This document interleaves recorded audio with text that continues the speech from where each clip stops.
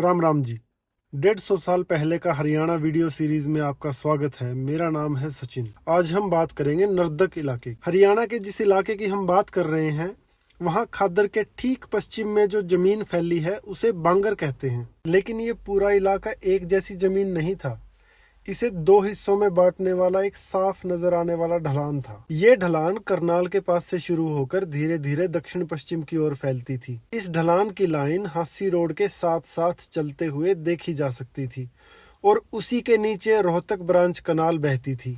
इस ढलान के पश्चिम और उत्तर में जो जमीन थी वो इससे ऊंची थी और जैसे जैसे हम उस दिशा में आगे बढ़ते हैं तो जमीन और भी ज्यादा सूखी हो जाती है और आखिरकार यह इलाका जा पहुंचता है हरियाणा के रेगिस्तान तक, जिसे स्थानीय भाषा में बागड़ कहते हैं। इस क्षेत्र का एक छोटा हिस्सा तहसील पानीपत में भी आता था, जहां से बुटाना ब्रांच कैनाल गुजरती थी। अब बात करते हैं उस ढलान के ऊपर जो ऊंची जमीन थी, वो हिस्सा तहसील करनाल में आता था। ये इलाका बहुत सूखा था, पानी बहुत गहराई पे था और खेती बहुत कम होती थी। वहाँ 27% जमीन ही खेती लायक थी, जिसमें सिंचाई कर पाना बहुत मुश्किल था। यही कारण था कि वहाँ के ज्यादातर लोग खेती नहीं करते थे, बल्कि मवेशी चराते थे।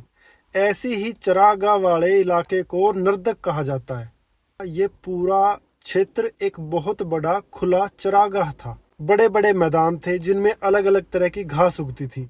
ये मैदान अलग अलग हिस्सों में बटे हुए थे, जिनमें ढाक और दूसरे छोटे पेड़ों की घनी पट्टियां थी। जो बड़े पेड़ थे वो ज्यादातर अंजीर की प्रजाति के थे, लेकिन इन मैदानों के बीच बीच में कई ऐसे गड्ढे भी थे जिन्हें डाबर कहा जाता था। ये जो गड्ढे थे ये पेड़ों से घिरे होते थे और बारिश का पानी इनमें जमा हो जाता था। पानी जमा होने की वजह से इन्हीं गड्ढों में मोटी पानी वाली घास उग जाती थी। नर्दक के कुछ हिस्से इतने घनी घास से ढके हुए थे कि उनके अंदर जाना भी बहुत मुश्किल था। और जब मौसम अच्छा होता था तो ढाक और कैर के फूलों की वजह से पूरा इलाका बहुत सुंदर बगीचे जैसा लगता था। अगर आपको भी इतिहास में झांकना अच्छा लगता है तो जुड़े रहिए मेरे साथ। तब तक के लिए राम राम।